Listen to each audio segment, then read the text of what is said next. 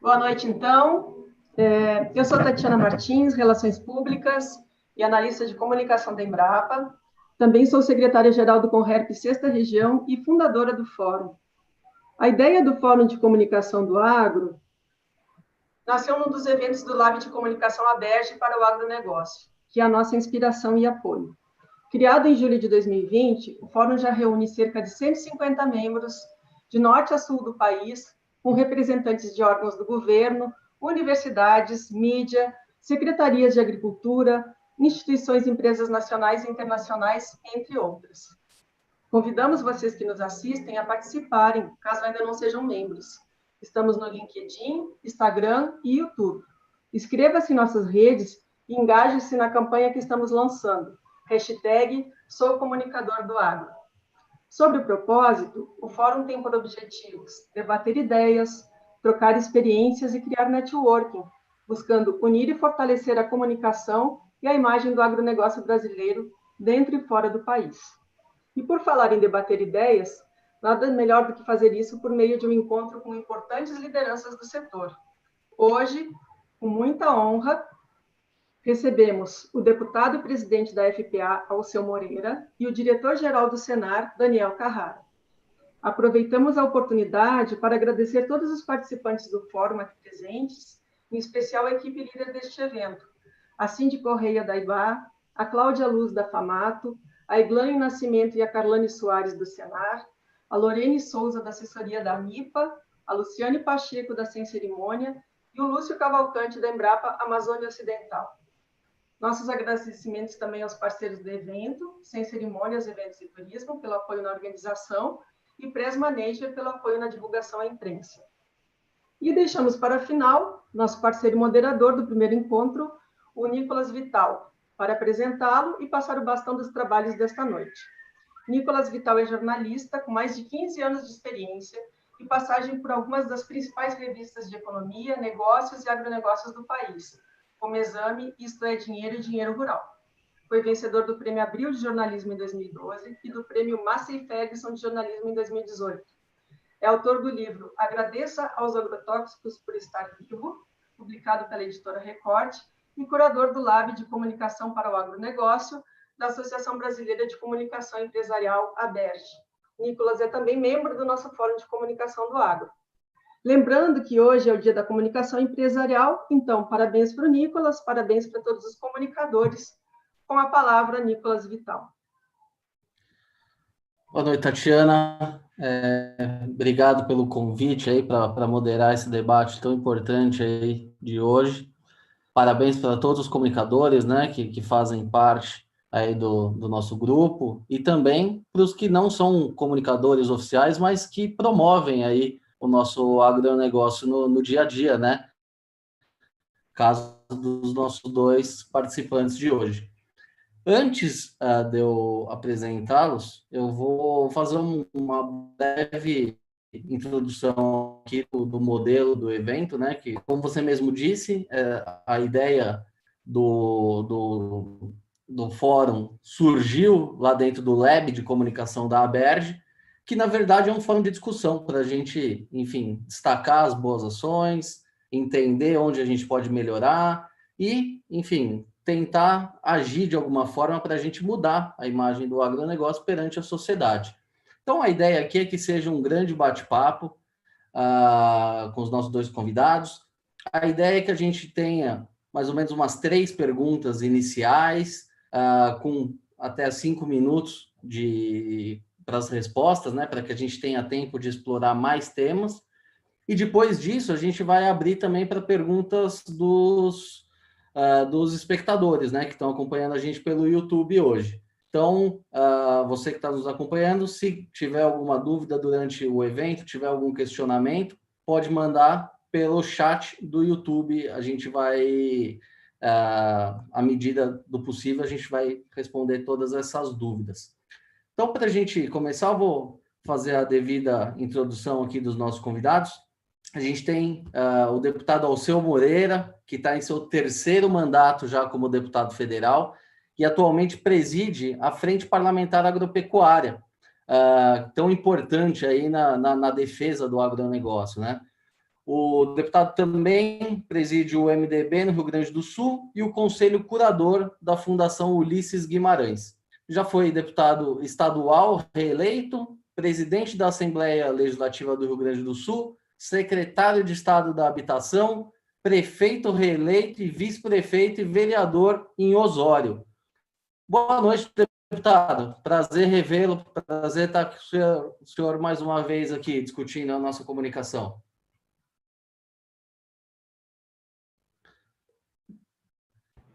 Boa noite, Nicolas. É um prazer estar com vocês, com a Tatiana, com meu querido irmão e amigo Daniel Carrara, nós que temos missões árduas para fazer juntos, né? Fica mais leve porque a gente faz juntos, né? E queria me colocar à disposição de vocês para tratar desse tema, que, na verdade, é a parte da lavoura que nós não conseguimos capinar direito, né? Aqui vem da mesa para a roça. Da roça para a mesa nós fomos bem. Da mesa para a roça estamos devendo ainda. Muito bem, deputado, obrigado. E completando aqui os nossos entrevistados também, o doutor Daniel Carrara, que é engenheiro agrônomo, né, pela Universidade Federal de Viçosa, em análise de projetos e sistemas concentração, pela Universidade da Ilha. Possui pós-graduação em administração rural pela Universidade Federal de Lavras. O doutor Daniel atuou como superintendente do Sindicato Rural do Distrito Federal, foi superintendente do Senar do Distrito Federal, superintendente geral da Confederação de Agricultura e Pecuária do Brasil, a CNA, e atualmente ocupa o cargo de diretor-geral do Serviço Nacional de Aprendizagem Rural, o Senar, que também é tão importante aí para, enfim, para assistência técnica, né? É uma coisa super importante para o agronegócio. A gente chegou até onde chegou foi graças à tecnologia, à inovação no agro, e o Senar tem um papel fundamental nisso. Prazer estar com o senhor aqui hoje também, doutor Daniel. Boa noite, Nicolas. Obrigado pela oportunidade. Aproveitar e parabenizar o seu trabalho, toda a sua coragem de enfrentar temas complexos. A Tatiana, parabenizar aí pela criação do Fórum de Comunicação do Agro, que é um assunto muito complicado e que nós realmente não sabemos tratar dele com a devida competência, como fazemos da porteira para dentro. E meu chefe, meu guru, meu líder, deputado Alceu, que também conduz aí a Frente Parlamentar da Agropecuária e que, além disso, é um amigo da nossa casa, o Sistema CNA-Senar. É um prazer estar com vocês aqui. Muito bem. Bom, feita as devidas apresentações aqui, vamos ao que interessa, né? Que é discutir a comunicação do nosso agronegócio. E sem rodeio aqui, vou começar a fazer uma pergunta já direta. Mesma pergunta. Primeiro vou fazer para o deputado, depois para o doutor Daniel. Deputado, como é que o agronegócio se comunica? A nossa comunicação é eficaz? O senhor mesmo disse que a gente é muito eficiente da porteira para dentro. A comunicação é uma coisa que está no centro do debate aí, né? A gente vê a ministra Tereza Cristina sempre tocando nesse ponto, as empresas cada vez mais fortalecendo a comunicação, se aproximando da sociedade.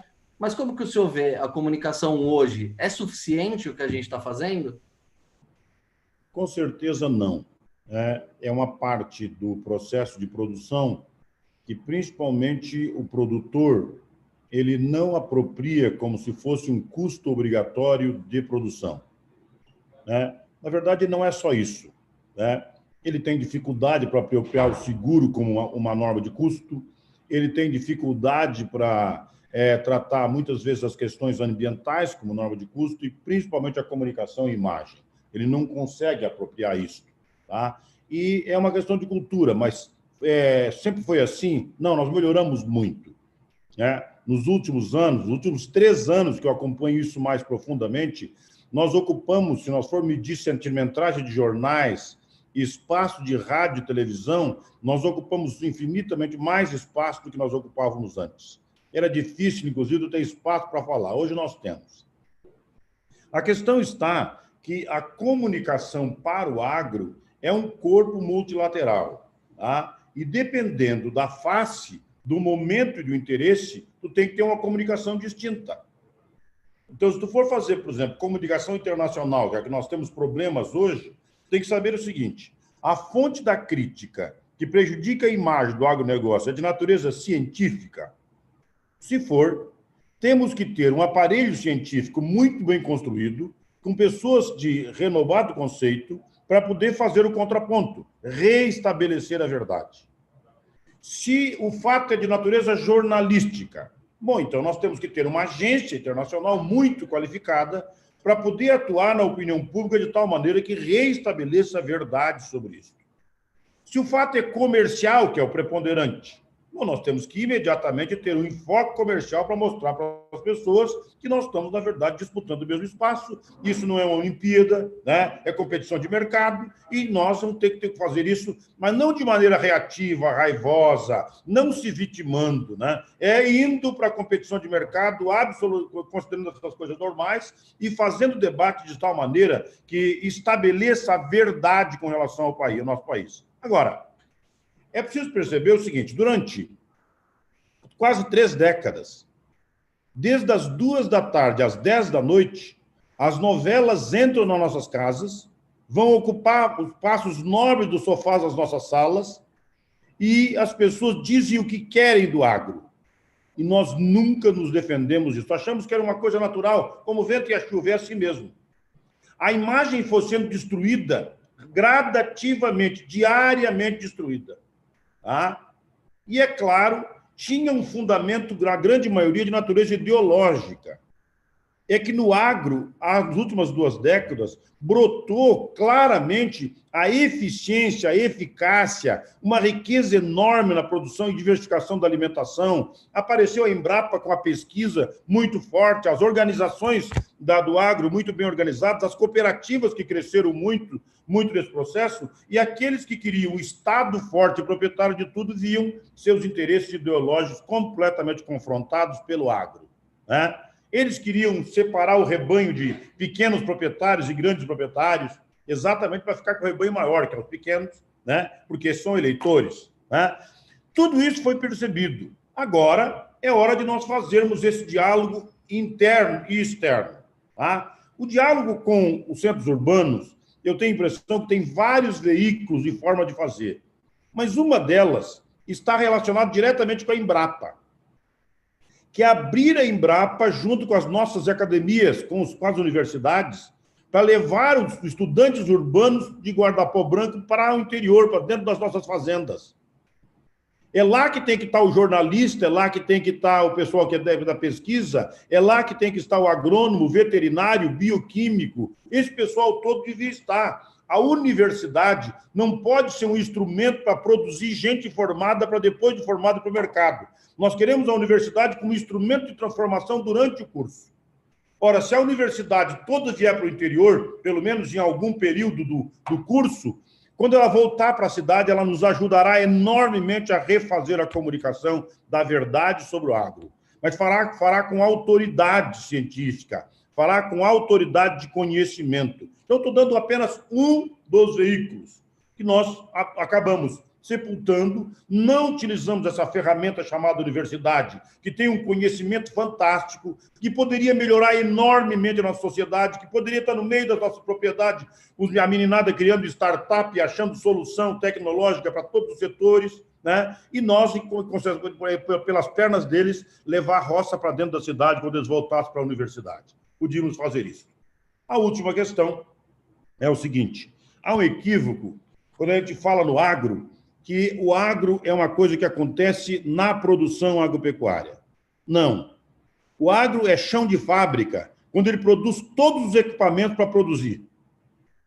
E o agro volta a ser chão de fábrica quando ele faz a transformação do produto para ser consumido. Então, toda a trajetória do agro, em torno de 20% é o que acontece dentro da propriedade. O restante não acontece dentro da propriedade. É 51% do PIB e quase sempre acontece no chão de fábrica numa cidade. Pena que o Sindicato dos Trabalhadores não percebessem isso. O trabalho deles fazendo as máquinas que nós utilizamos, os equipamentos que nós utilizamos, e o trabalho deles nos frigoríficos transformando os produtos está no centro urbano e só existe porque o agro existe. Muito bem, deputado. E eu preciso reforçar um ponto aqui que o senhor destacou, que as pessoas só vão conhecer o agro mesmo quando forem lá na fazenda conhecer. E eu digo que esse é o meu caso, porque eu sou de São Paulo aqui, eu não tenho ligação nenhuma com o agronegócio. Eu fui conhecer o setor quando eu fui trabalhar na revista. E aí sim eu consegui, indo, visitando várias culturas, várias realidades, entender como é que funcionava aquilo na prática e aí valorizar a atividade, porque até então eu era impactado. O senhor tem toda a razão, falta mesmo essa comunicação, essa vivência, na verdade.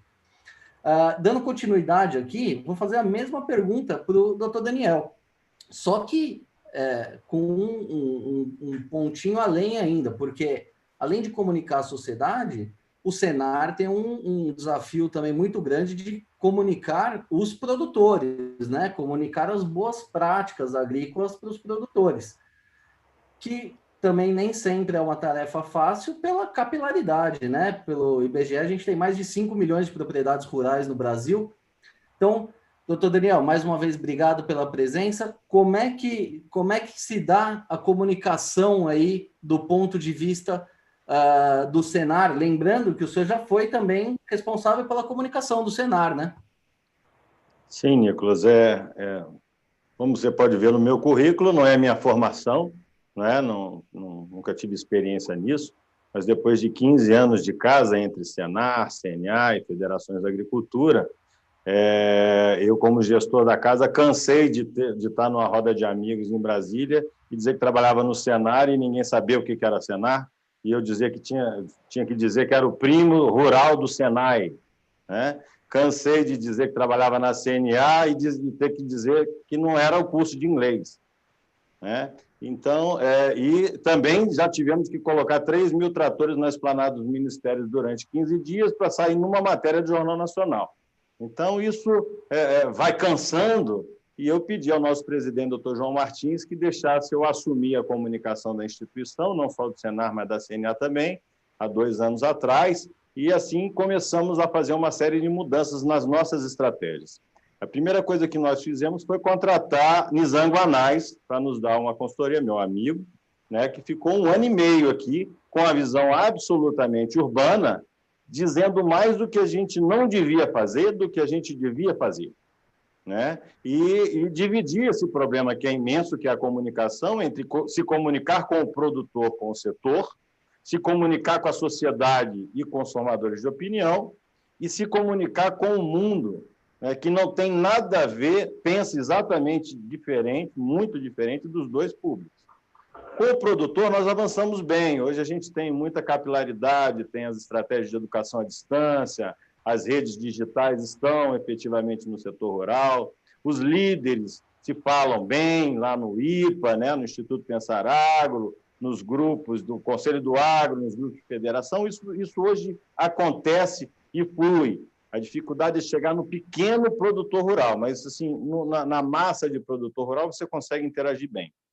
Com a sociedade, com os formadores de opinião, é um problema sério, porque a pandemia e as crises econômicas nos ajudaram a estar no lugar como setor, que a sociedade hoje vê a importância, e há 10 anos não via, a verdade era essa, né? Hoje a sociedade vê a importância do setor e esquece que o setor é formado por produtores, né? Então, não existe um setor, não é um negócio etéreo, né, gasoso. Não, o setor é o produtor e, como bem disse o deputado, o antes do produtor e o depois do produtor. E o mundo, né, não conhece a nossa realidade e nós fazemos um erro imenso em mostrar hoje que nós somos fortes, que nós somos competentes, que nós somos grandes, porque nós estamos competindo por mercado e em termos de comunicação com países que não têm a menor capacidade de competir conosco. Então, dizer que nós somos fortes e dizer que nós somos grandes não ajuda a comunicação do Brasil com o mundo, né? Não resolve o nosso problema. E, por outro lado, com a sociedade, com os formadores de opinião, nós continuamos falando para nós mesmos como se a sociedade estivesse ouvindo.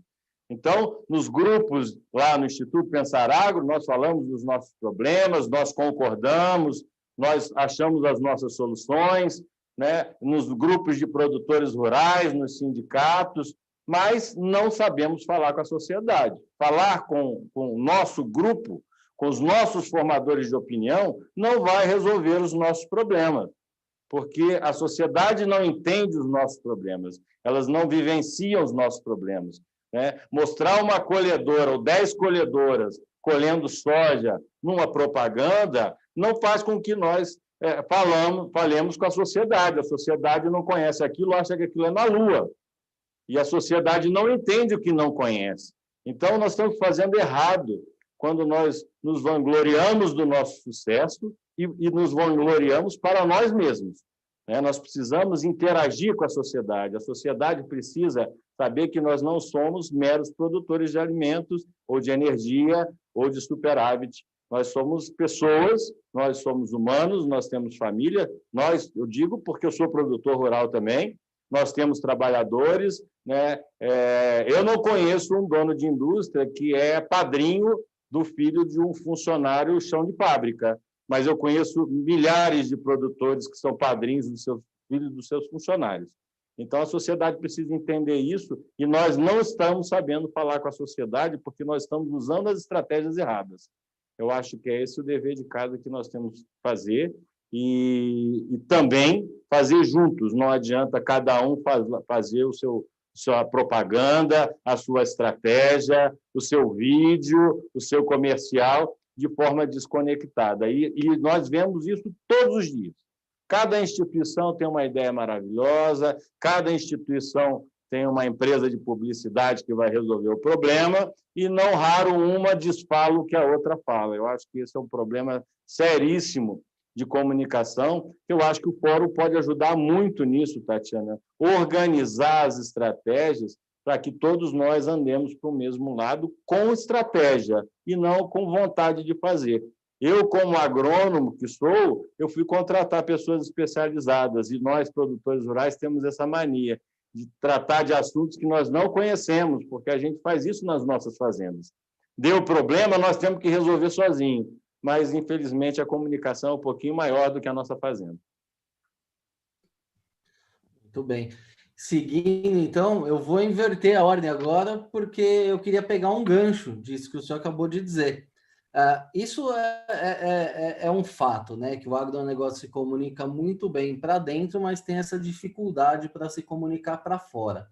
O senhor diz que a CNA contratou o Nizam Guanais como consultor durante 1 ano e meio, e o Nizam é um cara acima de qualquer questionamento. Esse sabe muito bem como fazer uma comunicação. Doutor Daniel, diante de tudo isso que o senhor diz, que não existe uma mobilização setorial, que cada um conta uma parte da história, como que o senhor vê que a gente vai poder dar esse segundo passo? Como que a gente consegue mudar esse cenário? E o que é preciso fazer para que a sociedade finalmente comece, não precisa amar o setor, mas que pelo menos respeite o setor e compreenda o setor? Como é que o senhor vê? Qual que é o próximo passo que o setor precisa dar?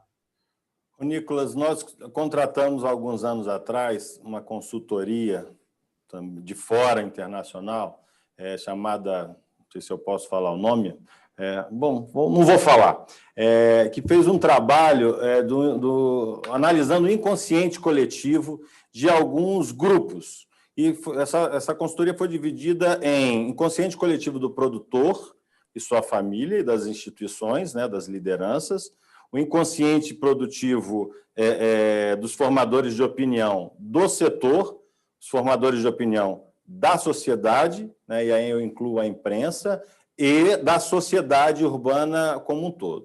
Não foram questionários, foram dinâmicas, a ideia era você retirar da pessoa o que ela nem sabe que sente, mas sente.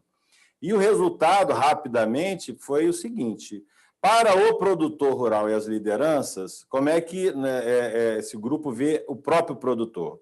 Como frágil, desarticulado, né, desorganizado, desprestigiado, né, ou seja, pelos outros parceiros, né, e as lideranças da mesma forma. E a sociedade, os formadores de opinião da sociedade, veem o produtor como forte, organizado, poderoso, beneficiado por todas as políticas públicas, né, e até com a característica de truculento, vamos dizer assim. Ou seja, com essas duas visões, não dá para a gente conversar pelo lado racional. Infelizmente, você dizer que nós produzimos tantos milhões de campos de futebol, de alimento, não vai sensibilizar a dona de casa que nunca entrou no campo de futebol. Como eu falei, você mostrar uma pujança de uma colhedora de algodão não vai sensibilizar a sociedade e o executivo ou a executiva que trabalha 3 turnos, né, para achar que o produtor rural é importante. Então, não adianta nós usarmos esse tipo de alternativa e estratégia para entrar na mente das pessoas, para entrar no inconsciente coletivo das pessoas. Então, foi montado, sim, uma estratégia de humanização da agropecuária brasileira. E nós usamos essa estratégia há 2 anos, e eu vou dizer para você que, silenciosamente, nós estamos mudando muito a imagem do produtor e do setor junto à sociedade, do nosso sistema CNA-Senar junto à sociedade, junto ao produtor, por intermédio de estratégias de metáfora, que você entra dentro da casa da pessoa, você vai falar de tomate, você vai falar de alface, você vai falar de cenoura. Não adianta você falar de soja para uma dona de casa. Infelizmente, ela não sabe. A última vez que a dona de casa viu a soja foi no meio do feijão. Há muito tempo atrás, o feijão cozinhava, a soja não. Então, ela tem raiva da soja.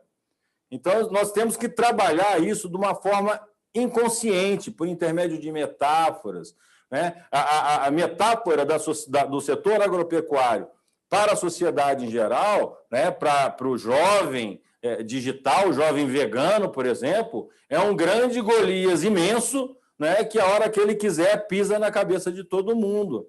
E a verdade não é essa. Então, nós precisamos fazer um trabalho que é científico, né? De criar essas metáforas para a população entender que o nosso setor é um transatlântico imenso, que tem tudo lá dentro. Você tem piscina, você tem sauna, você tem academia, você tem tripulação, você tem comandante, você tem tudo, mas que para fazer uma volta, uma virada de 30 graus, é lento, é pesado, funciona muito bem, aquilo pesa milhões de toneladas e flutua e anda, mas para virar é lento, a sociedade precisa entender isso assim.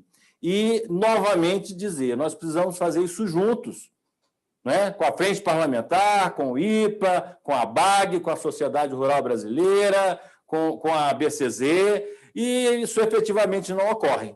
O que a gente tem visto, o deputado Alceu pode me corrigir, é que cada um vai lá e faz a sua campanha, gasta os seus recursos, que via de regra não são muitos, nenhuma dessas instituições tem isso. O Ministério também faz a sua campanha, o Ministério das Relações Exteriores também faz a sua, e não existe uma real articulação de uma estratégia de comunicação, e aí não só com a sociedade. Hoje nós temos um problema mundial, né? E é sério, a nossa imagem no mundo, e a gente não pode minimizar isso, né? Durante muito tempo a gente dizia, não, isso é a choradeira dos franceses, é uma guerra comercial, né? Mas hoje não, hoje a gente está vendo grandes empresas, e algumas até do nosso país e outras multinacionais, dizendo, olha, a imagem de vocês aqui está muito ruim, vocês precisam melhorar isso, porque senão nós vamos ter problemas econômicos, inclusive no setor. A gente não pode minimizar isso, não, também fazer alarme não adianta, mas nós precisamos, sim, juntar forças e, com a estratégia correta, puxar para o mesmo lado. Nessa situação atual da nossa imagem, principalmente relacionada às questões ambientais, o que a gente está vendo é que instituições co-irmãs, uma puxa para um lado e outra puxa para o outro. E quem vai ficar no meio disso quando a corda estourar é a Sua Excelência, o produtor rural, a quem todos nós devemos atendimento e até subserviência. Muito bem. O senhor citou essa questão internacional e é nessa linha que eu queria perguntar agora para o deputado Alceu. Deputado, a gente, enfim, essa questão aqui interna do Brasil já foi amplamente exposta aqui pelo Dr. Daniel, eu queria pegar um pouco dessa questão externa. O Ministério da Agricultura, junto com a Frente Parlamentar, tem feito alguns vídeos, né, focados no público estrangeiro, né, que é de onde partem boa parte dos ataques ao agronegócio brasileiro. Como é que se deu essa estratégia? Já dá para medir os resultados? Esses vídeos viralizaram? Como surgiu essa ideia e qual é o impacto que isso está tendo? Pessoal, olha, o Daniel foi muito feliz quando ele estava falando para nós da insuficiência da comunicação, mas não é pelo volume, é pela falta de estratégia. Tá? Cada um quer fazer a sua.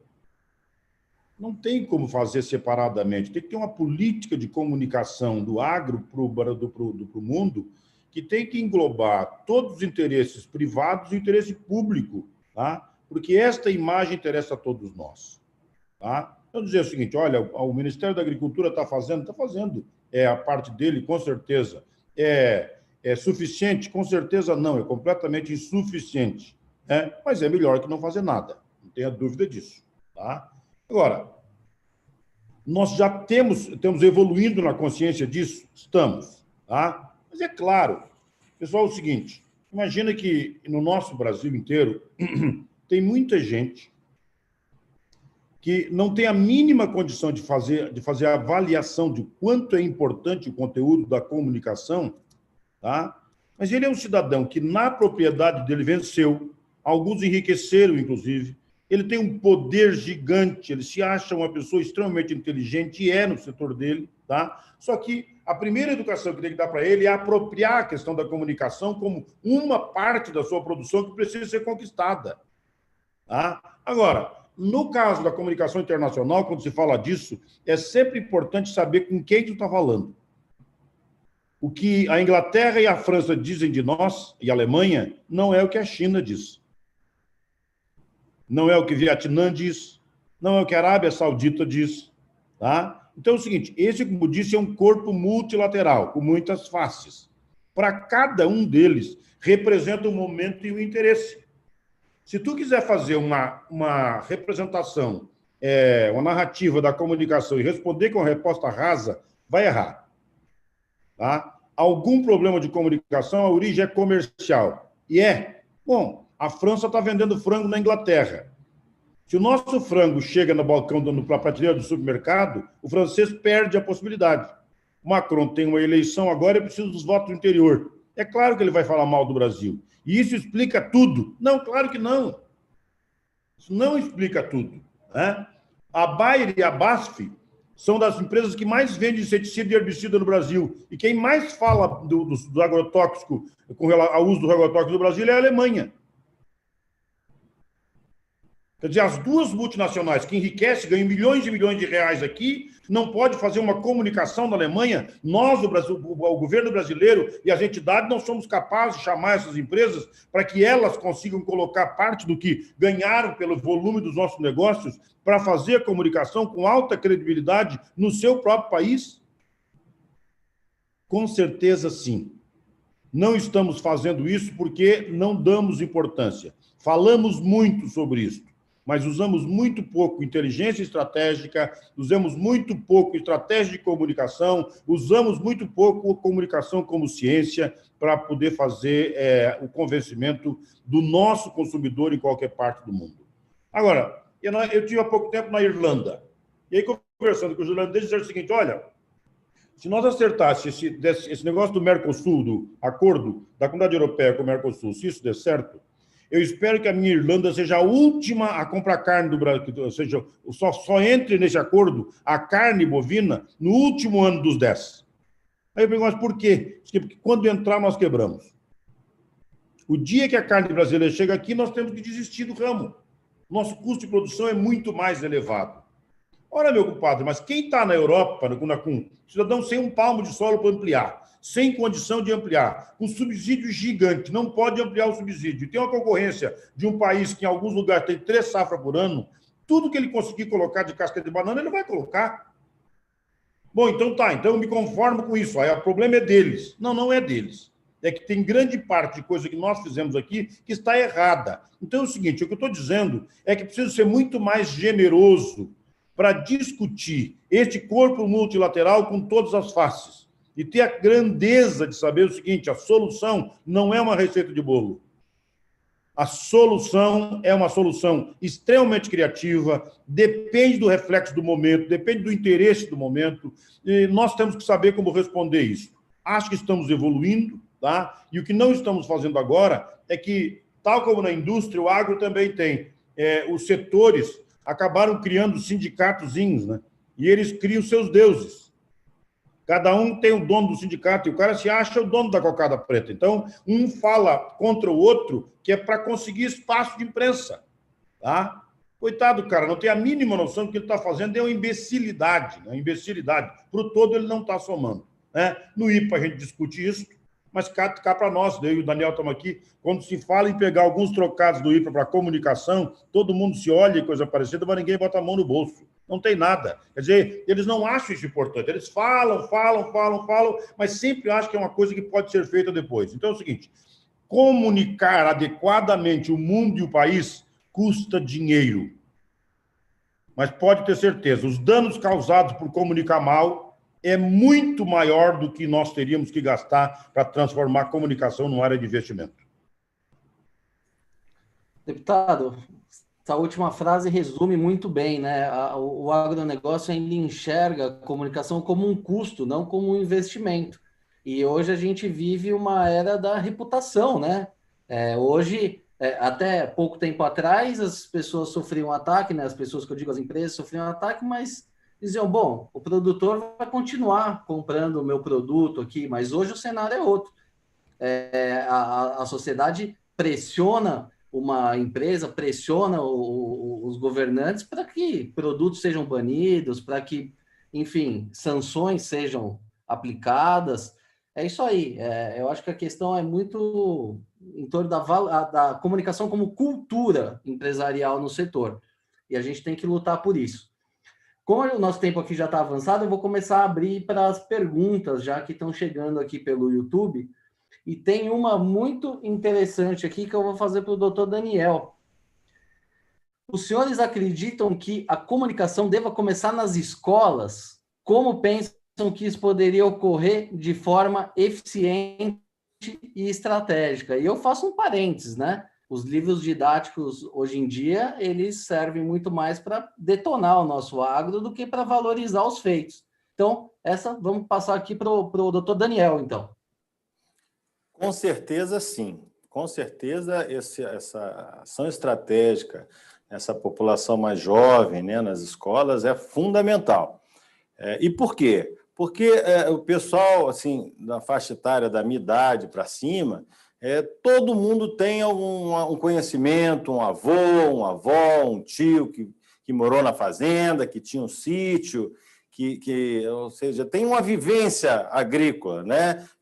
Já pegou na galinha, já sabe que o leite não vem da caixa, vem na vaca, né? Mas essa geração mais nova, poucos têm esse tipo de conhecimento, né? E poucos têm acesso a esse tipo de experiência, vamos dizer assim. O turismo rural tem feito um trabalho muito interessante, tentando trazer essa vivência, essa experiência, mas todo o trabalho que foi feito de lavagem cerebral nos últimos anos, né, na educação brasileira, a gente está pagando agora na juventude, né? Então, é muito difícil você chegar num grupo de jovens, eu tenho filhos adolescentes, e explicar, né, que a soja não vai acabar com o mundo e que ela é importante para o seu frango, para o seu porco, para o seu leite. Não é fácil fazer isso, né? E continua isso. Eu recebi aqui no Fale Conosco essa semana, né, exatamente um colega meu falando que numa escola de Brasília, uma das perguntas de prova era exatamente que o cerrado estava pegando fogo para virar soja e boi. E essa era a resposta certa.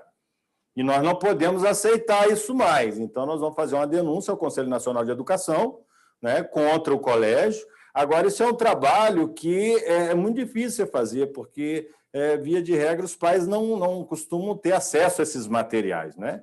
Então, a gente precisa fazer um trabalho transversal, nós temos algumas ações nesse sentido, né? Nós temos um programa do Senar chamado Agrim, né? Que começou no Senar do Paraná e que hoje está em 20 regionais nossas, que trabalha conteúdos transversais nas escolas, inclusive urbanas, principalmente urbanas, públicas e privadas, e as professoras trabalham em conteúdos transversais na matemática, tratando de meio ambiente, no português, tratando de água, e que tem todo um conteúdo de informação correta sobre o que é o agro, né? O que é a agropecuária brasileira, e aí a gente costuma usar termos como agronegócio. Você falar agronegócio para um jovem hoje em dia, é a mesma coisa que você está. Não adianta algumas emissoras fazerem apologia, né, que é isso, é tudo, né? E aí terminou o comercial, entra um jornal que o jornalista, a primeira coisa que faz é sapecar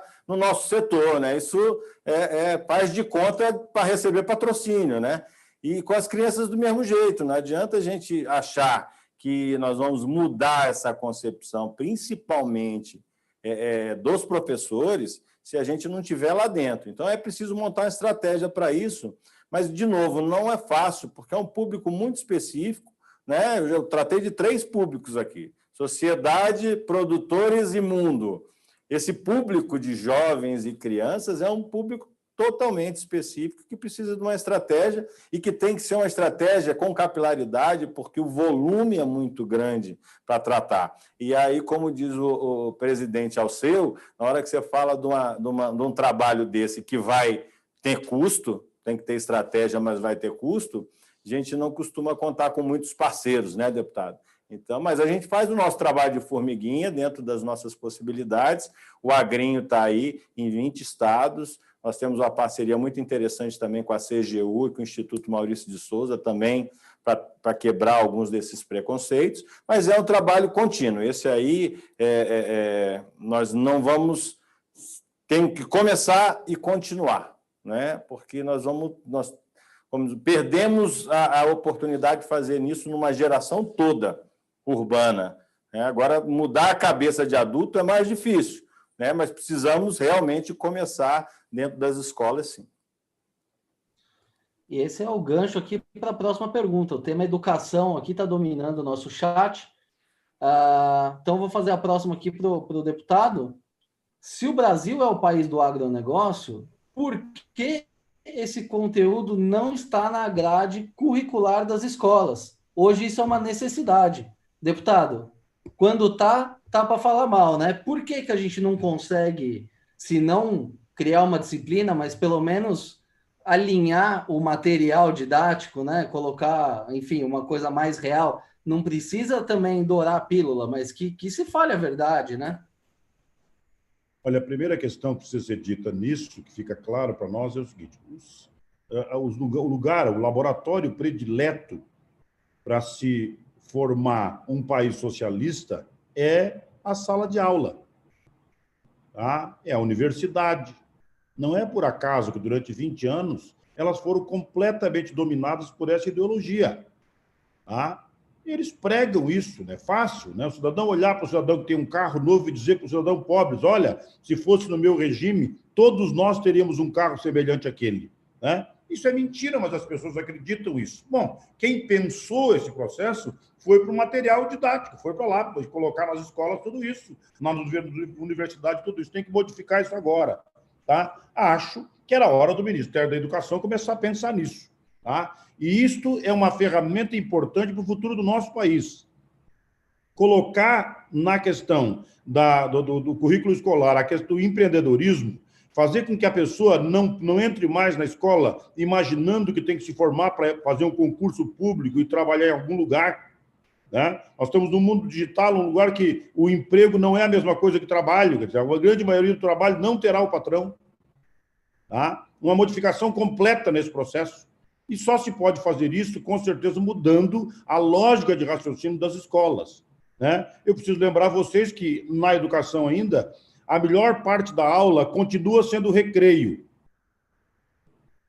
A melhor parte da aula é o recreio. Os alunos quase se matam para sair na porta, Gozado. O meu neto, com 5 anos de idade, para me tirar o telefone celular da mão dele só arrancando, senão ele não larga. Quer dizer, naquela tela do celular tem um atrativo de descoberta que ele quer ficar o tempo todo no celular, mas na escola ele só vai porque tem os coleguinhas, senão ele não iria. Então, a escola, pessoal, tem que ser um espaço de descoberta. A escola tem que ser um espaço de vida. A escola tem que despertar nas pessoas a natureza da vida competitiva, da possibilidade de fazer o empreendedorismo cooperativo, é a lógica de pensamento da construção. Isso que nós temos que fazer. É muito mais fácil tu falar, por exemplo, fazer uma novela e contar a história do velho Randon. Imagine contar a história. Quantos símbolos do agro nós temos que foram para o Mato Grosso com a mão atrás, estão na frente, passaram fome e hoje são vencedores. Quantas novelas podiam entrar nas nossas casas todos os dias contando essa história? Ao invés de tu passar a vida inteira numa novela falando de prostituição, tráfico de droga, tudo que é ruim na novela o tempo todo, e nós achamos que isso, mesmo num veículo que tem concessão, parece que isso é normal. A carga de informação. Agora, está tudo perdido? Não. Nós não tínhamos um só canal do agro. Nós não tínhamos um só canal do agro, nenhum. Agora nós temos, né? Todas as TVs estão colocando um canal para falar do agro, alguns exclusivamente do agro, para tratar disso. Isso é espaço conquistado, né? Isso foi espaço que nós conquistamos, com certeza. Aos poucos, tu vai fazendo as pessoas falarem sobre isso.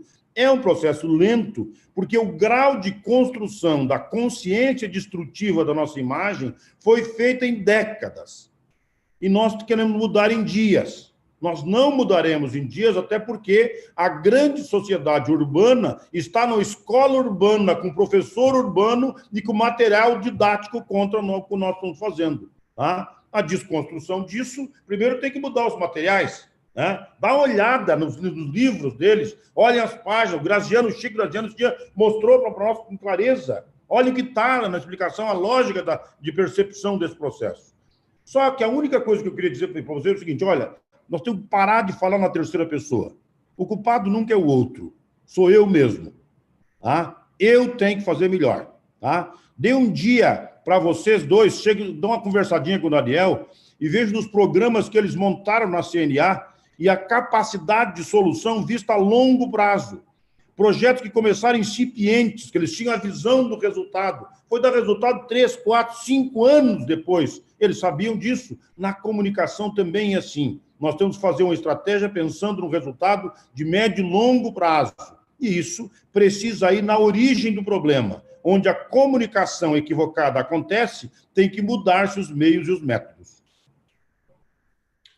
Muito bem. E aqui a educação está dominando aqui o nosso debate. Tem mais uma pergunta agora, Fernanda Leite, fazer para o doutor Daniel. Por que vocês não focam também na preparação dos professores? Proporcionem cursos para eles. Os professores estão no radar, eles já estão, vamos dizer assim, doutrinados. Como é que vocês enxergam isso? Depois eu vou estender também para o deputado Alceu Moreira. Doutor Daniel, como é que você vê a questão dos professores hoje? Eu acho que hoje a questão da capacitação dos professores, com todas as estruturas de educação à distância, como o deputado colocou, a gente vem investindo nisso há 10 anos, né? Capacitamos muitos técnicos e professores também dos nossos programas. Hoje nós temos programas para jovens na área meio, temos uma faculdade. Não é difícil a estratégia de fazer, né? A grande dificuldade de você capacitar os professores é eles quererem aceitar a nossa realidade, tendo em vista que eles foram doutrinados nos últimos anos a pensar exatamente o contrário do que a gente pensa. Então, não adianta você não capacitar com dados, isso é fácil. O problema é você mudar a mentalidade, mudar o sentimento, o inconsciente coletivo dos professores que a gente precisa tentar mudar. E isso é um pouco mais difícil, até porque a maior parte dos professores são ligados às redes estaduais e às redes federais, e durante muito tempo nós não tivemos acesso. Eu acho que o caminho para isso, como disse o deputado Alceu, é sim o Ministério da Educação. Eu acho que esse caminho de abertura e de presença, de articulação e de interação com o Ministério da Educação para essas coisas, hoje nós estamos num momento que a gente pode fazer, e aí, sem politizar a nossa discussão, mas politicamente nós temos chance de conseguir fazer algum projeto conjunto com o Ministério da Educação para essa interação com os professores. Até poucos anos atrás, isso era impossível. Se a gente fosse tentar fazer essa desmistificação ou essa quebra de preconceito pelas vias de ministério, nós íamos ter exatamente o resultado ao contrário do que a gente queria. Muito bem. Vou ler um comentário aqui também que chegou antes de passar para o deputado. Aqui, ó. O agro precisa combater as fake news com afinco. Eu, como estudante universitário do curso de medicina veterinária, olha só, medicina veterinária, presenciei isso dentro da minha universidade, seja por alunos, seja por professores. Então, você vê, a gente não está falando de um curso de nutrição, né? Da própria curso de agro, né? Ligado ao setor. Deputado, vou dar uma lapidada aqui na pergunta, baseado com o que o doutor Daniel falou também. Existe hoje alguma abertura por parte do Ministério da Educação no sentido de, enfim, entender melhor, de fazer algum tipo de orientação aí para os professores, alguma abertura no sentido de colocar um livro no currículo das escolas públicas? Como é que está essa situação? Olha, deixa eu dizer o seguinte, na nossa estrutura educacional, o ensino fundamental está distrito aos municípios e aos estados. Então, a massacradora quantidade dos alunos nessa faixa de idade estão com os estados e os municípios. Tá? Nos municípios já tem essa transformação visível, né? As eleições têm elegido prefeitos que têm uma filosofia de vida diferente, um entendimento de ideologia política diferente, e eles acabam imprimindo isso nas escolas, é menos nocivo. Nas redes estaduais, ainda está muito impregnada, a grande maioria delas era afiliada à CUT. Né? E eles têm ideologia clara, faziam isso. Né? Tem modificação? Também tem modificação. Só que a gente tem que perceber o seguinte, se nós ficarmos com o governo do perfil do atual governo federal por 10, 12, 15 anos, é a esquerda que não vai ter espaço dentro das universidades. Nós teremos ocupado tudo. A gente vai ocupando, vai formando professores com essa cabeça, vai colocando no magistério professor com essa cabeça e vai mudando completamente isso. É que eles estão há muito tempo, 30 anos. Né? Tem pessoas que estão se aposentando e têm esse traço de pensamento. Então, é muito difícil chegar para ele modificar isso agora. Provavelmente não modifique. Agora, é bom que se diga que a consciência geral da população, ela também está na escola. Tá? Não acontece na escola um padrão de comportamento que seja só da porta da sala de aula para dentro, muito pelo contrário. Esta população que resolveu sepultar um regime e transformar outro vencedor, essa está em todos os lugares e ela tem reflexo. Eu tenho certeza, neste momento agora, que o Ministério da Educação, que deveria estar preocupado com isso, não está fazendo com a intensidade que devia. Até há pouco tempo, nós tínhamos um ministro da Educação que estava muito mais preocupado em fazer o contraponto da política ideológica pelas extremas. Tá? Hoje nós temos um ministro que é muito mais pacífico no processo, mas não vi dele nenhuma posição transformando o Ministério, o MEC, num laboratório de construção de uma nova política educacional com outro projeto pedagógico que possa resultar numa resultante diferente da que estamos falando. Muito bem. Bom, a gente já está chegando perto aqui do fim do evento, então eu vou fazer mais uma última rodada aqui de perguntas. Então, vou voltar aqui com o deputado também. Voltando a essa questão da imagem do Brasil, né?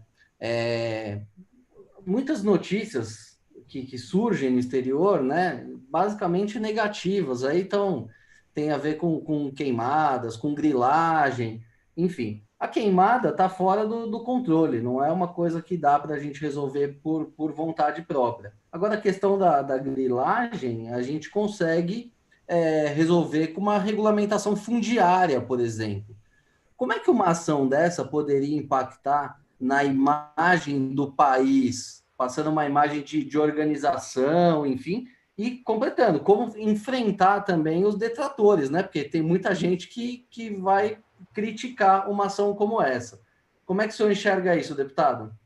Bom, primeiro vamos fazer uma definição do que é grilagem. Tá? O que é um grileiro? É um cidadão que se apropria de uma área que não é dele para vender para outrem. Não é uma pessoa que mora nem planta nada em lugar nenhum. O grileiro não faz isso. Ele negocia com a terra que não é dele. O cidadão que está em alguns territórios há 30, 40, 50 anos, ele não é grileiro.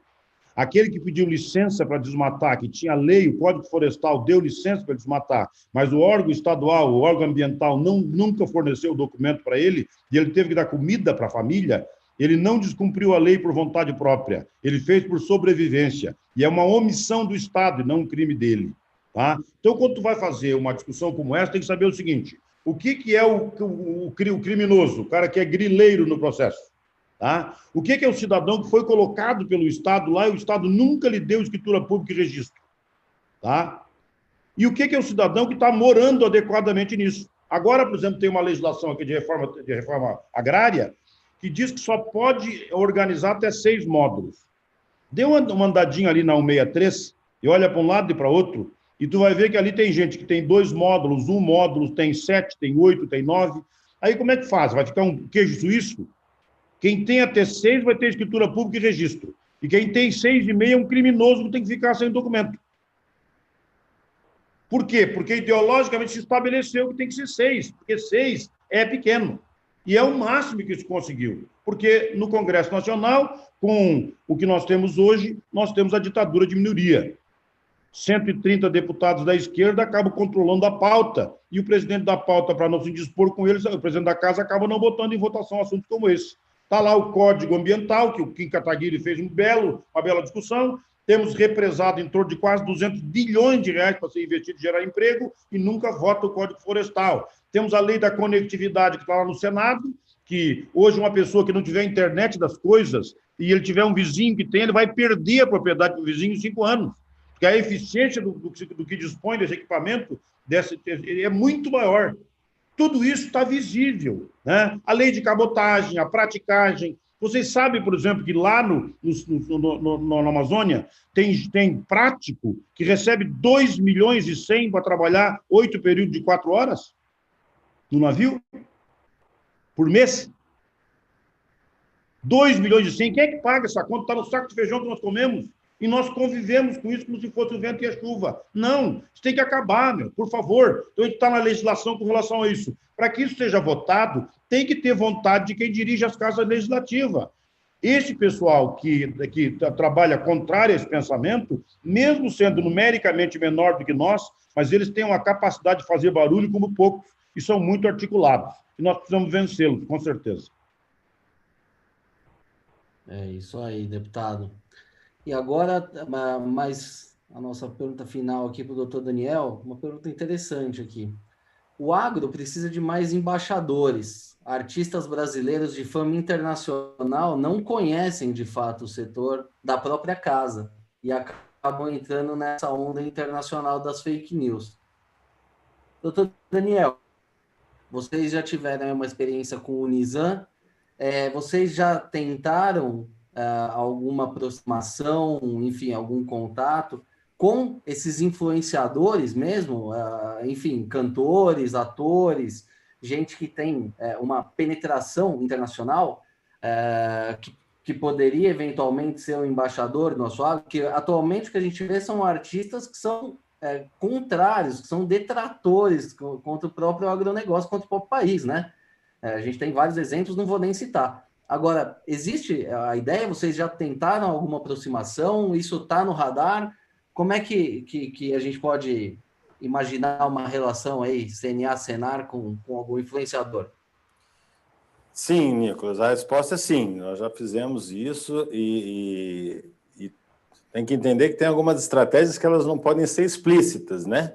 Você tem que trabalhar mais bastidor, e aí você tem algumas questões, inclusive, de a quem os influenciadores, esses artistas estão ligados profissionalmente, né?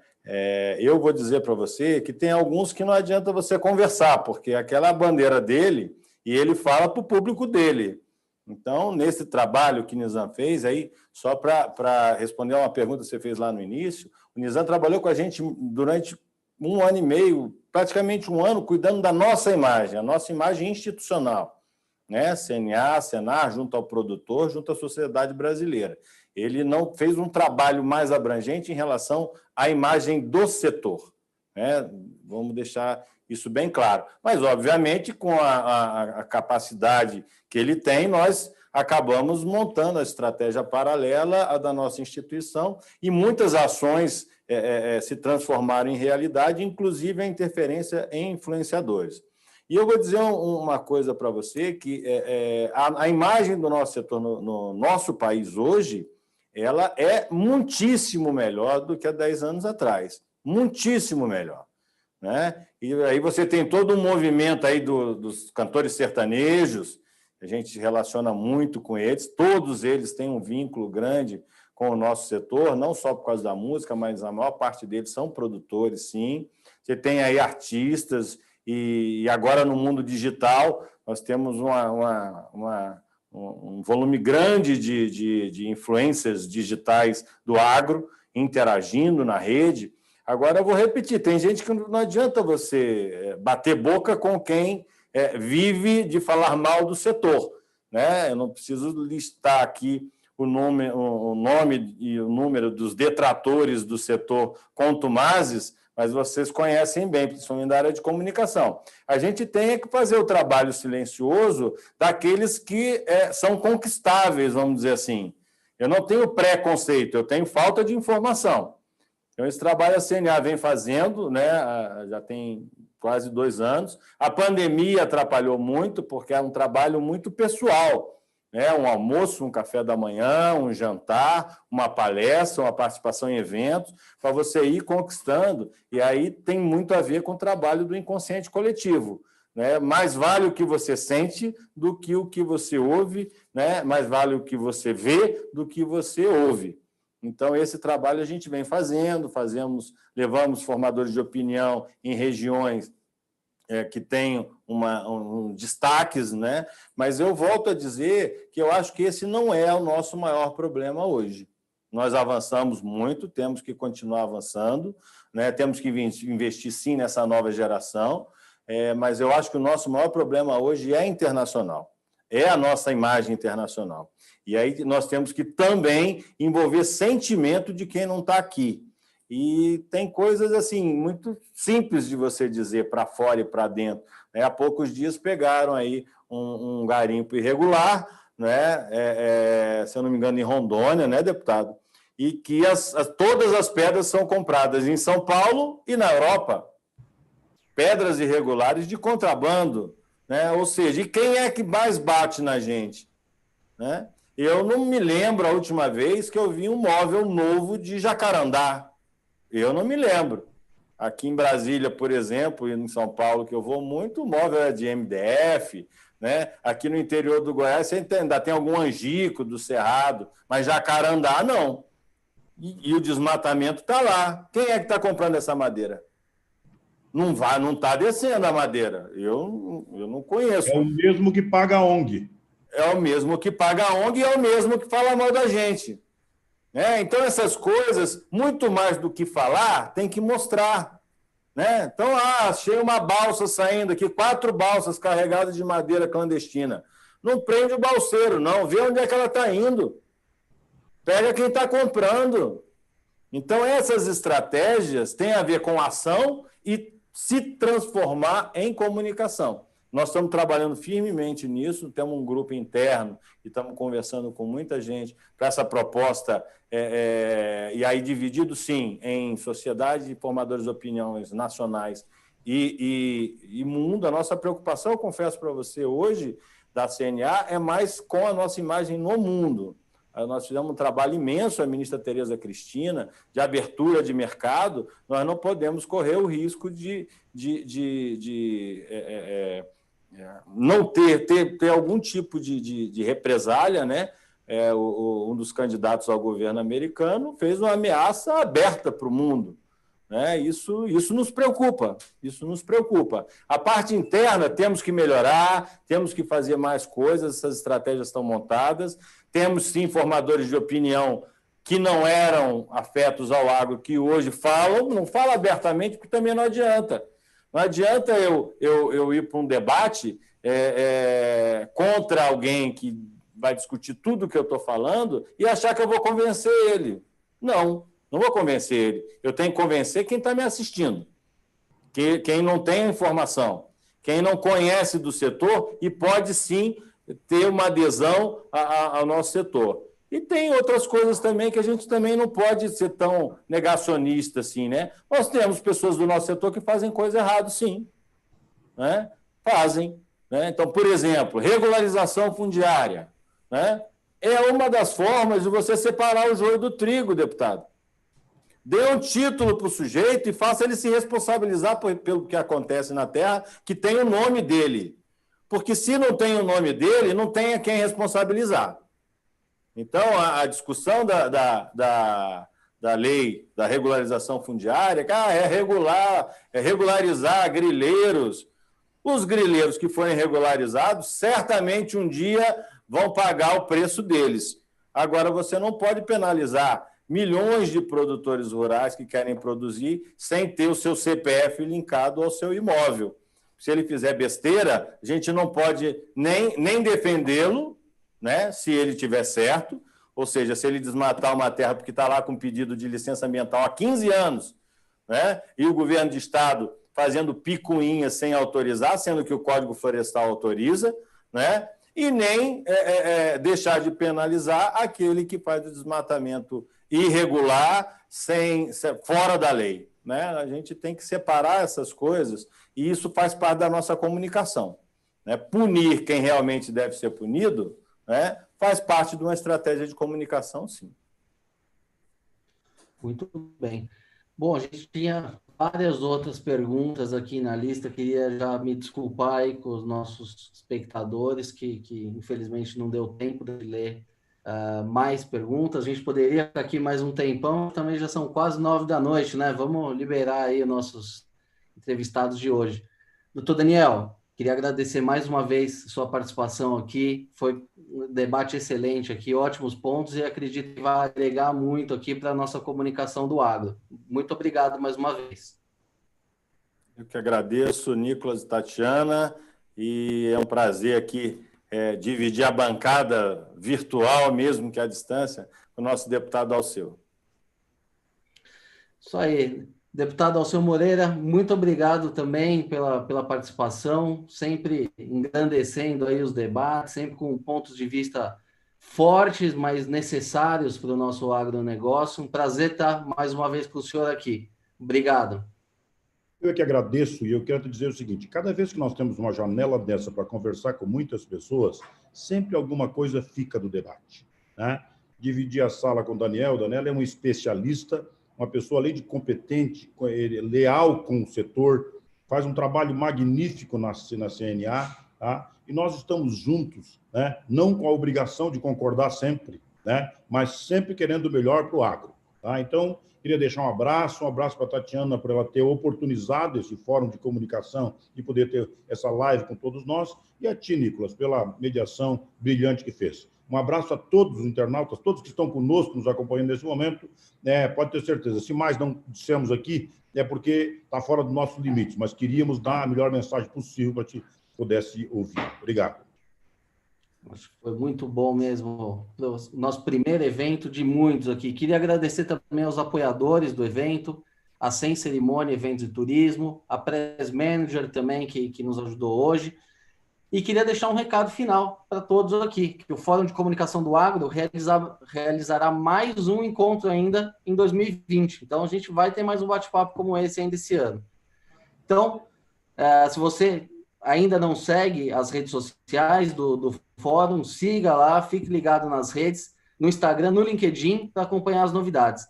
E se você quiser fazer parte do grupo também, está aberto. Se você é um jornalista aí do agro e quer participar, só mandar um e-mail para forum.comunica.agro@gmail.com.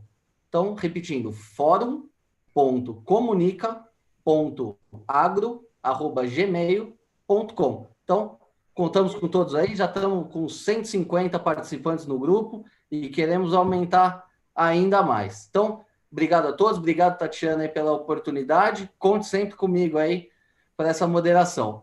Boa noite a todos e todas e até o próximo Encontro Agro.